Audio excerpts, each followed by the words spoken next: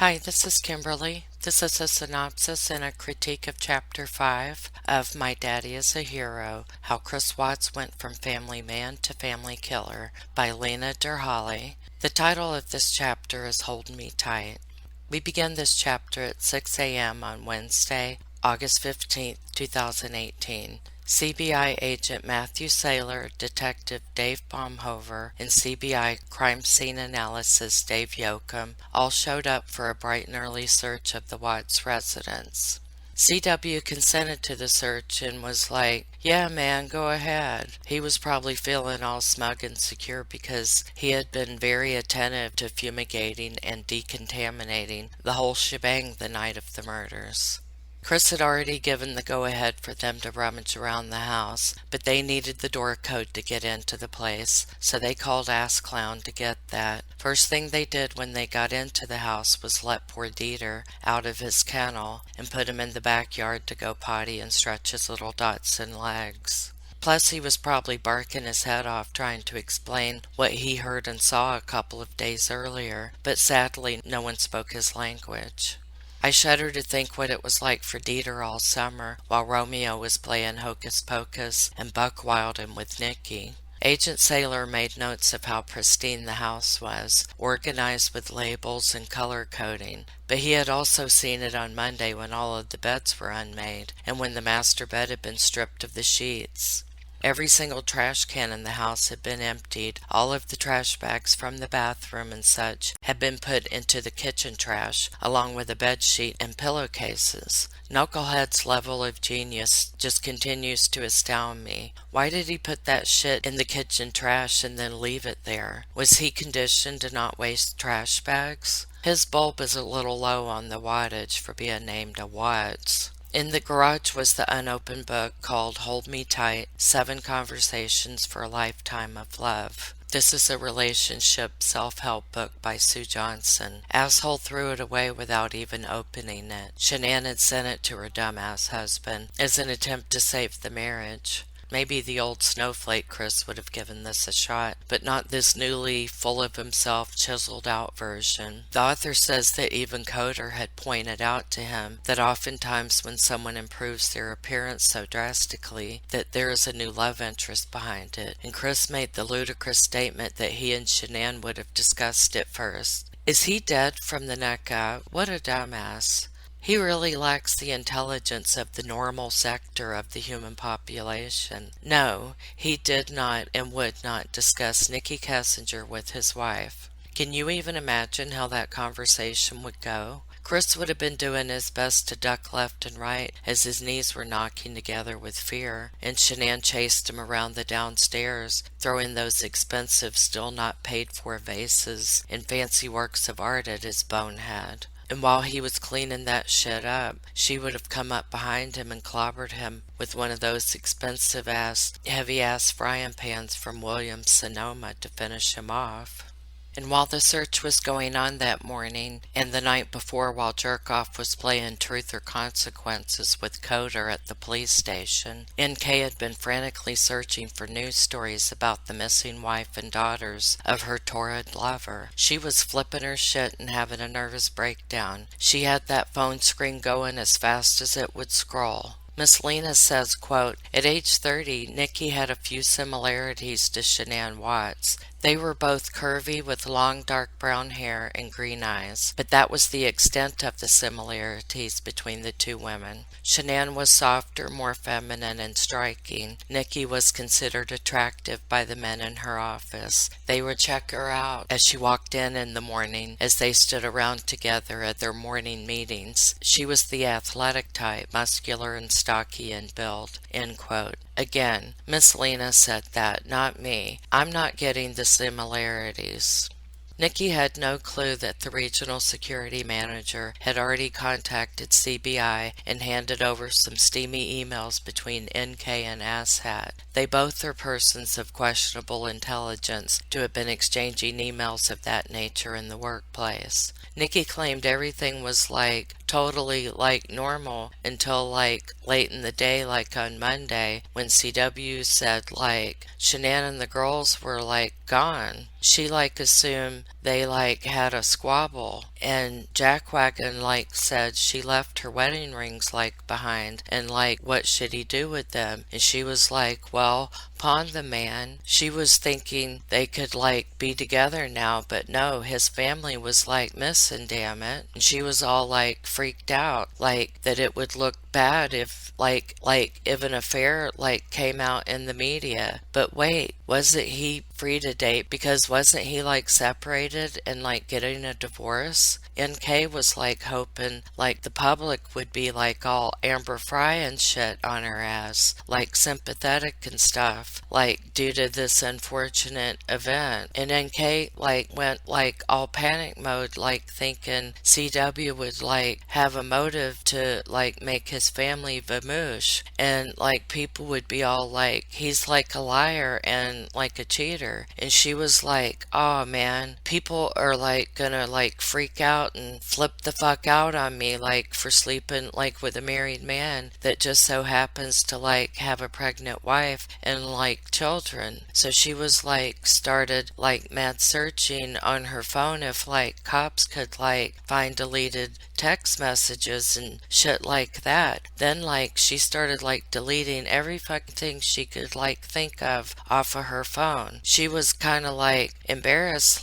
and feeling uneasily self-conscious of the raunchiness of some of the texts and the lewd pictures between her and her lover. And yeah, it was true that although it was surprising that he was married with children and had a pregnant wife, but it's not what it seems like. She was all quaking and shook. So Nikki called her daddy and was saying Daddy, help me. Chris had already asked his daddy for help. Neither of them dared to face the truth that they are a fuck up. It has to be someone else's fault, always. You know, I'm no mental health expert, but even I can see that both of them were showing an emotional or intellectual development appropriate to someone younger. In other words, they are both immature as shit. They can't ever shut up or accept the fact that they fucked up. First with that failure to launch side, when they were running around acting like horny teenagers and everything is going to be all fine and happy and good. And then the, oh my fucking god, daddy help me bit. They sit back and wait for daddy to take the reign and make shit happen or unhappen. You know, that daddy is going to talk for me and fix everything card went out the window when you were about 9 years old. But Dick-ass only wanted his father to come, not his mother too. Probably because his mother would ask questions and start hollering, and we all know how that upsets CW. So Ronnie did as his asshat son asked, and he came alone. When shit had picked him up at the airport, Ronnie grunted to Assface, asking if he knew where Shanann and the girls were, to which douchebagette, of course, grunted back to his father with a no. That was the end of their discussion. As for the reason for the sudden and unexpected trip, they switched gears and started talking about sports so they could avoid the problem at hand, as they usually did. They got to the police station at around 11, as Blockhead was scheduled to take his polygraph at this time. The book says, quote, when they arrived at the police station around 11 o'clock that morning, Ronnie was taken to an investigation room to be interviewed separately, and Chris went to take the polygraph test, end quote. I'm going to link a couple of videos that show Ronnie's interview upon arrival at the police station, and also after CW spilled his guts and blamed everything on Shanann. Zav Girl did a couple of nice videos with subtitles. The audio was really bad and Ronnie's grunting was a bit hard to understand at times. But on the interview, Ronnie got seated and immediately started bad-mouthing Shanann out of the gate. Then he said, quote, she's a very controlling woman and my wife thinks she's a narcissist, end quote. But he does say later in the interview that he himself has not seen that side of Shanann. Ronnie explained about Chris and Shanann meeting and getting married. He spoke with exaggerated enthusiasm on and on about what a good son dumbass has always been. Ronnie was truly proud of him, bless his heart. And then, this wasn't in the book, but I saw it at the beginning of his interview video, the one after the confession. But why is it that Ronnie He thought to come in with his cell phone and his charger, but not his wallet with his identification in it. When the agents asked for it, he said it was in his bag out in the car. Like, why would you not bring that shit in? Maybe it's just me. But Ronnie told them about the disastrous trip that Shanann and the girls took to North Carolina over the summer to visit both sides of the family, which turned out to be a series of unfortunate events, to say the least, and how Cece would be meeting Uncle Frankie and Aunt Jamie for the first time. He told them about the ridiculous bullshit called Nutgate, where Cindy and Shanann got pissed at each other. Of course, both Ronnie and Dipstick are too passive to have quelled the damn situation. Is Miss Lena going to address this? Is this why Shanann felt the need for social validation and took the fight online to Facebook? You are the professional mind decipherer. Please share your knowledge, Miss Lena. The interviewing agent said he definitely wanted to hear more about the blow-up between Cindy and Shanann. Ronnie said that Shanann had sent a picture of the sonogram to him and Cindy after they returned to Colorado. That she did not say anything to go along with the picture, just sent the picture itself, and of course they did not respond back. Ronnie speculates that Shanann was reaching out to them. Ronnie said that when Chris was visiting in North Carolina, he told his father he wanted to separate from Shanann and that he did not love her anymore. Ronnie told them that Shanann always sat on her ass doing the Thrive stuff when Chris ran around taking complete care of the children. The book said, quote, he called her paranoid and extremely bipolar. In particular, he described Shanann as paranoid towards his wife, Cindy. I didn't sense something was going on until now. They weren't all lovey-dovey like they used to be, and any time we would come visit them a couple of times a year and FaceTime with them and stuff, she's sitting on her ass on her phone doing her Lavelle Thrive stuff. Chris is running around taking care of the kids, feeding the kids, doing this, doing that. He loves them kids. Believe me, he wouldn't do anything to hurt either one of those kids, Ronnie said, in an attempt to paint Chris as the good one. She was telling us it was Chris's idea to have it 80-20 because he wanted a boy, and I mentioned it to him and he said it wasn't me, it was all her, everything is about her. She has this image, this persona that she wants, this image that she wants out there all the time. Everything is hunky-dory, everything is beautiful in the world and stuff. The things on Facebook is a mask she puts on, end quote. And of course this is Ronnie being quoted in the book regarding Chris and Shanann's marriage and the downhill slide it was taking. The chapter wraps up saying that Shanann felt a great deal of anxiety and distrust towards Cindy for not taking seriously the nut allergies that Cece had and refused to allow Bella or Cece to see Ronnie and Cindy for the rest of the trip. This chapter was dull and lackluster, as it would be to anyone that's closely followed the Watts family murders case. I guess I was hoping for more insight to everyone's behavior since Miss Lena is a family therapist. According to her website, Mr. Holly focuses on the following: couples who are having trouble navigating conflict in a healthy way, couples who want to work on communication skills, couples at a crossroads in their relationship, deciding whether to move forward or go their separate ways, couples who struggle with connection and intimacy and safety. Well, this sounded right up Chris and Shanann's alleyway to their marriage. I want insight into Chris and Shanann's marriage. I want insight into the mudslinging relationship between Shanann and her in-laws, and particularly her mother-in-law. Some have said there were also issues between Shanann and her mother. I want dirt and tea. I have been patient. But we finished chapter 5 in pretty much nothing except for a few sentences and sentence fragments. Let me list them. Yes, I did this because I'm bored to tears. These are sentences that did come from Lena, the psychotherapist, and did not come from the Discovery or Wisconsin interview, which she has been following both for this book so far. And of course she will. I get that. But These points I like that she made, and I wish she would expand further upon them. Cece had life-threatening nut allergies, and Cindy did not take these allergies seriously, causing Shanann to feel a great deal of anxiety and distrust towards her mother-in-law. Ronnie also explained that the rest of the visit to North Carolina was extremely contentious. Ronnie said in an attempt to paint Chris as the good one, talking about Shanann, quote unquote, sitting on her ass doing LaFell stuff while Chris ran around taking care of everything else. And Miss Lena said, ideally, this trip would give Cece and Bella the opportunity to get to know their uncles, aunts, and cousins better and spend more quality time with both sets of grandparents. The history between Shanann's and Chris's families were tense, to say the least, and the visits with Chris's family were sometimes a disaster. Oh, yeah. She described the relationship between NK and CW as a very serious and intense affair. Yes, it was.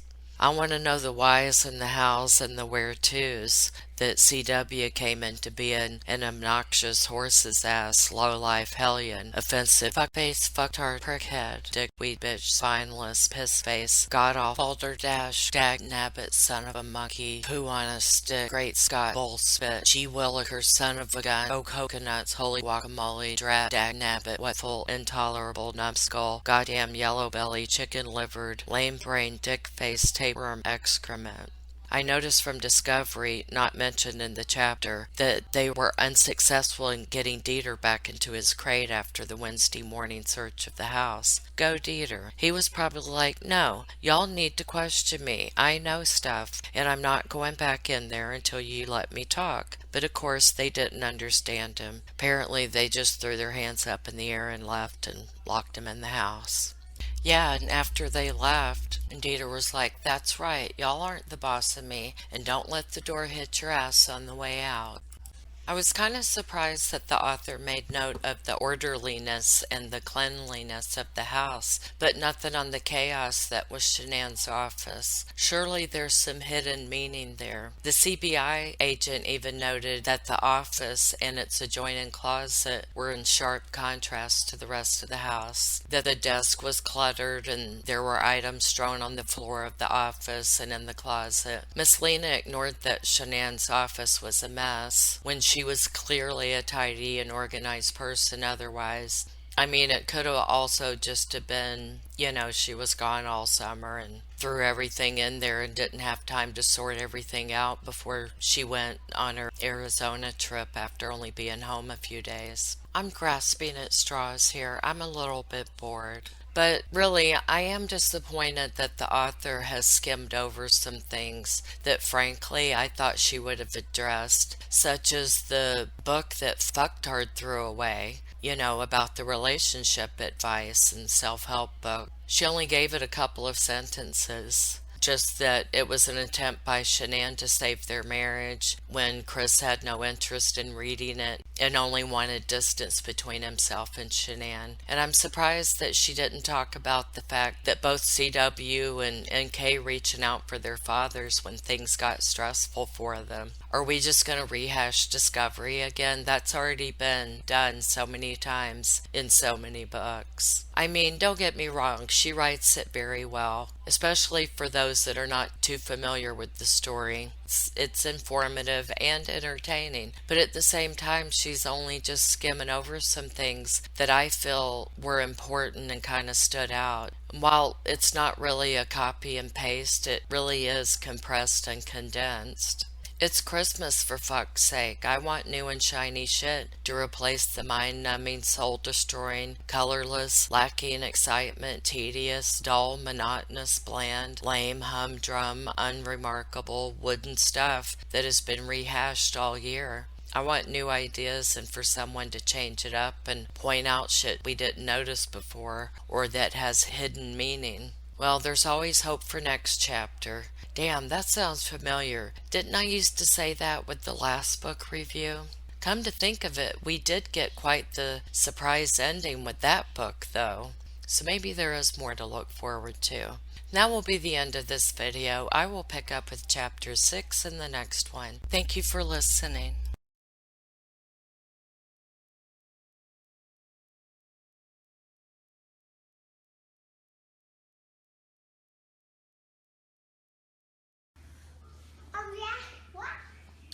So Cece decided to, she does not need assistance to get on these couches, but this is what her new project is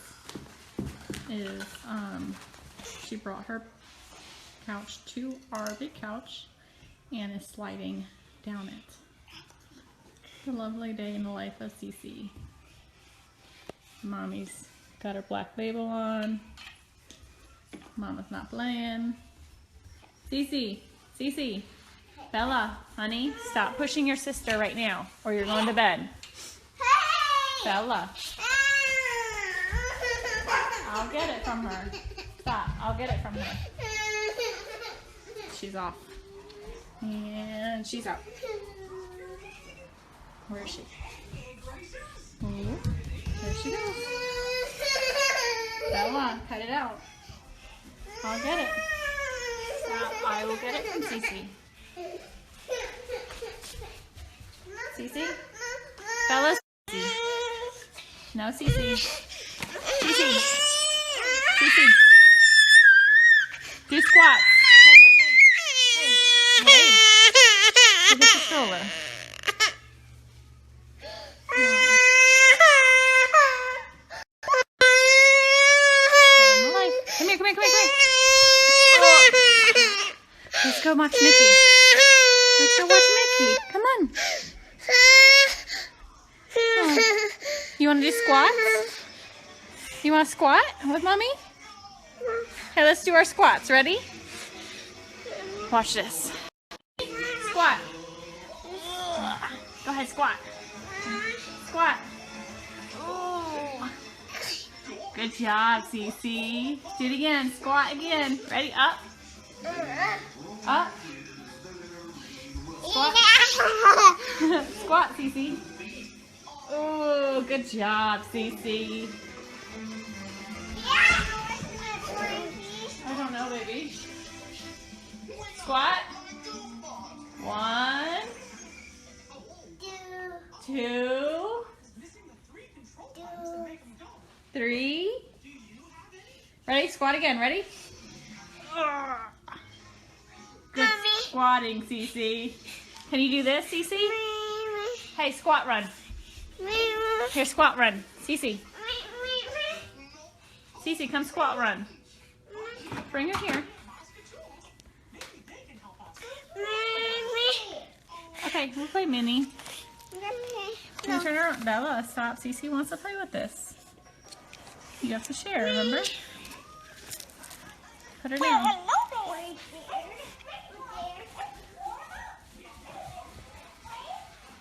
Yep, Cece. Cece. Look, Cece. Celeste.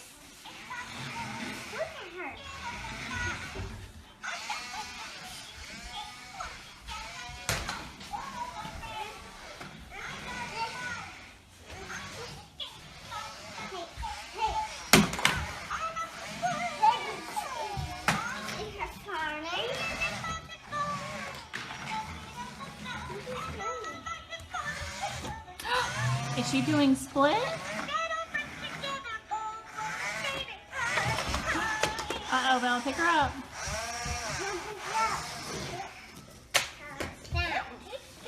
Watch out, Cece. Push her bow. Touch her bow. Touch her bow. There you go. Watch out, Cece. Don't pull her, Bella.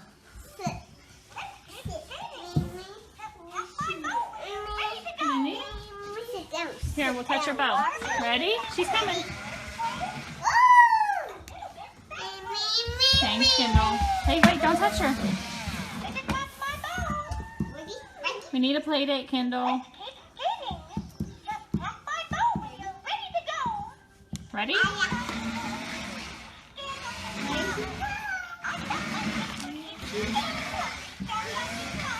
Wait, Bella. Bella, let her. Bella. Let Cece go, please. Cece, squat run. Squat run. Squat run. No, not squat. Look, Cece. Look at Mommy. Cece. Cece, Celeste, look, there you go, squat run. Cece squat runs.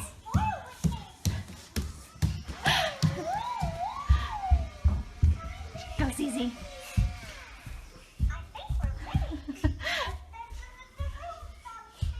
Are you squat running? Cece, look. Look at mommy. Cece. Alright, Kendall. Let's do this. I'm available almost any time. We can plan for next week if you like. Just send me a text message, or if you have my number still. Or message me on Facebook. Squat run. Go, Zizi. Go, Zizi. Go. Go, Zizi. I'm enjoying this beautiful weather too, Kendall. Alright guys, we're going to go get them ready for bed. It is about that time, so. Ready for night-night, Cece? What's on your foot? What's on your foot? What? Nothing on your foot?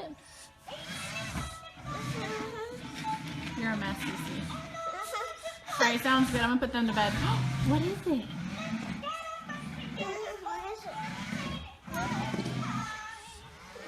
Nothing. There's nothing there, Cece. Nothing there. There's nothing there. Oh, it's a piece of fuzz, you silly goose. Is there fuzz in that one too? Give Bella a hug. Hugs. Bella, your pants are falling off. Cece, give Bella a hug. Can Bella have a hug?